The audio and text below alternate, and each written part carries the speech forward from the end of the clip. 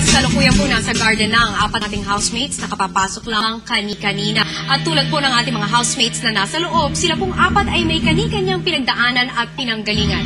Narito, kilalanin natin silang lahat.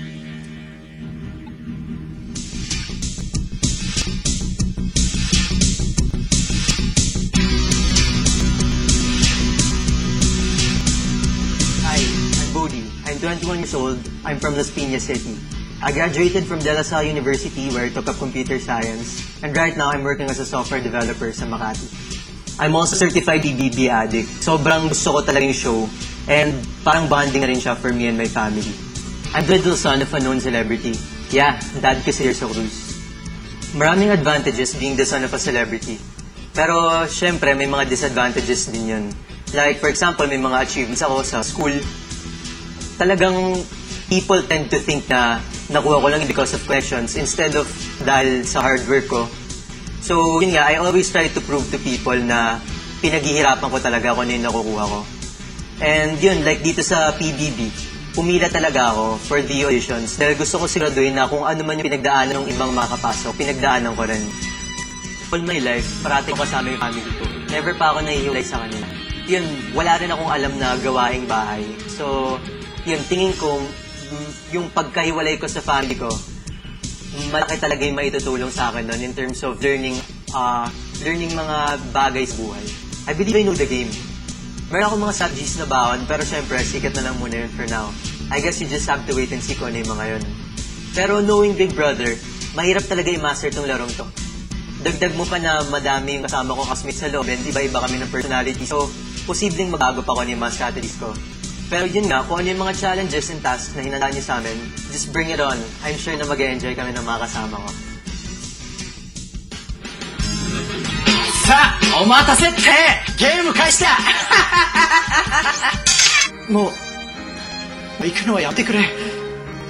お前にしては生きられないんだ。Konnichiwa. Ako po si Jeremy Legaspi, 20 years old. Lumaki po ako sa Japan at pinanganak po ako dito sa Pilipinas.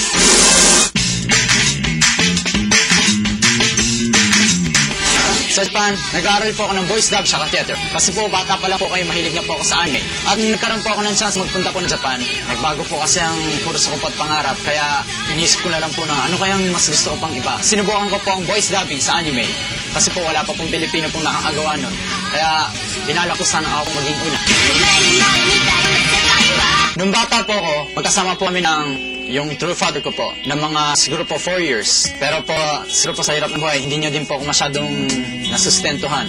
At marami po kasing gulo sa kanya nila po ng mama ko. Nagkahiwalay din po sila. 9 years old po ako nung nagpunta ako ng Japan.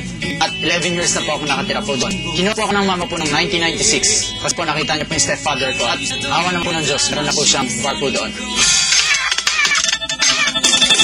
Siyempre po, nung una po, mahirap kasi ako lang po ang kakaiba po doon. Wala naman po akong kakilalang ibang mga Pilipino. Parang mababa ang tingin nila sa mga Pilipino. Yung mahirap sa'yo, yung titirahin ka ng hindi mo alam na salita. Pero siyempre naman, malalaman mo naman sa nuance yan eh. Sa mukha, sa mga tawa nila. Kaya talagang pinag-iigihan kong hindi matalo sa mga Hapon. Yung stepfather ko naman, siguro kasi Hapon nga siya. Meron din kaming pagkakasundo konti. Pero bago ko umalis sa Japan, inayos ko na po yun. Sumali ako sa PBB dahil nagbakasakali po ako na magkaroon po ako ng tsansa po dito sa Pilipinas at magkaroon po ng trabaho. Kasi po gusto ko na pong palitan yung mama ko po sa pagtatrabaho po eh. Lahat po ng trabaho eh, talaga pong bala ko pong pasukan para lang po sa kanya. Gusto ko pong magkasama po kami ng mama ko po dito sa Pilipinas para hindi na po siya masyado nag-iisip po sa Japan. At siguro naman po panahon na oras na. Hello, ako si Marie Chris. Mahilig ako sa fashion. Gusto kong maging stylist. Ang pinakagusto kong accessories, ang black roses. Pag meron ng bagay na wala pa sa lupa, yun ang gusto ko. Yung parang may something mysterious ba yan? Mysterious?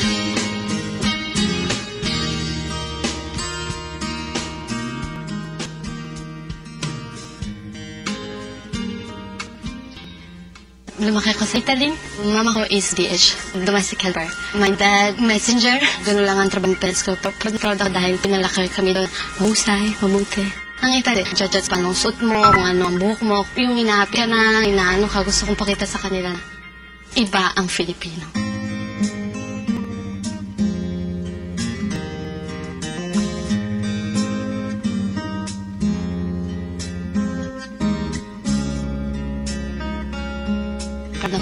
din sa ate ko. Kung ako yung black rose, ang ate ko siya yung pink and red rose.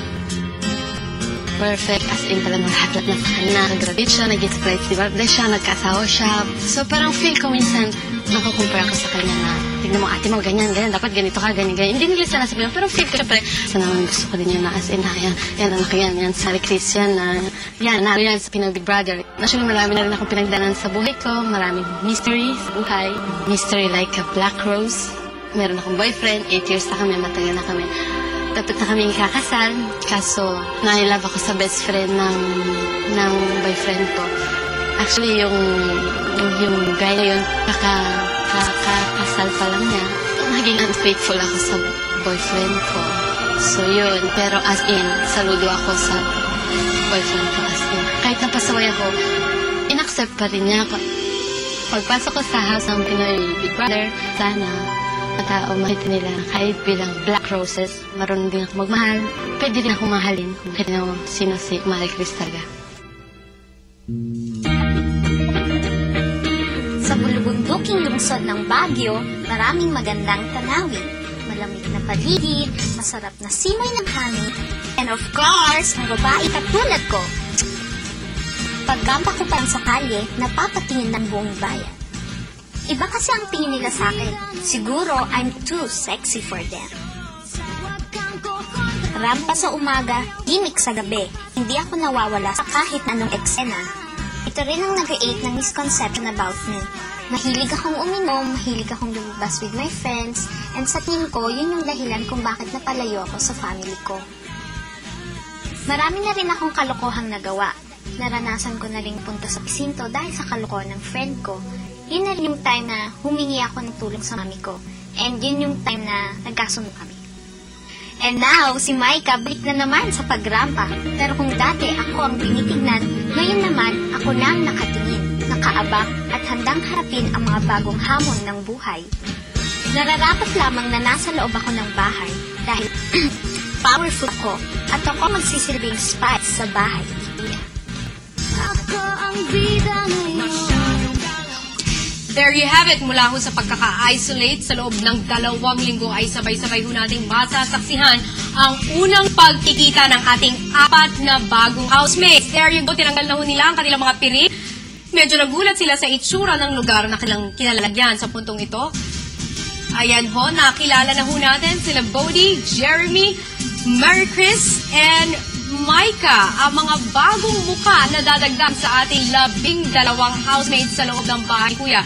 Maraming nagtataka sila kung nasaan lugar sila, pero mamaya ho ay discuss natin sa inyo yan, mga kapamilya. Kung ano ang kanilang magiging kapalaran, aabangan ho natin yan sa mga susunod na araw.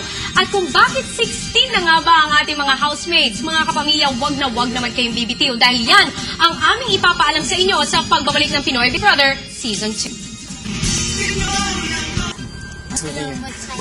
Okay, Jeremy. Matagal na ako sa week sa inyo. Ano? May kasama ba kayo? Wala. Last 2 weeks wala. Wala. 2 weeks, wala. Sa lugar kung saan ako galing. Kaya kung sino sa kanila ang mananatili at kung sino rin ang aalis. Kaya naman dapat talagang pagmatsagan at kilalanin na mabuti ang 4 na ito dahil sa mga susunod na araw, ibibigay ni Kuya ang bidyat kung paano at kailan tayo makakabuto. That's right, Jason. At kaya kaibang twist na naman to. Si Kuya talaga hindi nauubusan ng pakulo eh. That's right. And I'm sure in the coming days talaga nga naman tututukan ng lahat kung magagawa nga ba ni Ezekiel at ni Dion ang kanilang mission. At hindi lamang yan, Mariel. Ang 4 na yan ay may mission din na hindi sila dapat makita ng iba nating mga housemates sa loob ng bahay dahil kung sakaling mangyari yun, aba, sila ho ay mag-goodbye na. Kasama nila, Ezekiel at Dion. Ang lupit naman talaga. Napaka-exciting na mga kaganapan sa loob ng bahay ni Kuya as always. Kaya tumuto kayo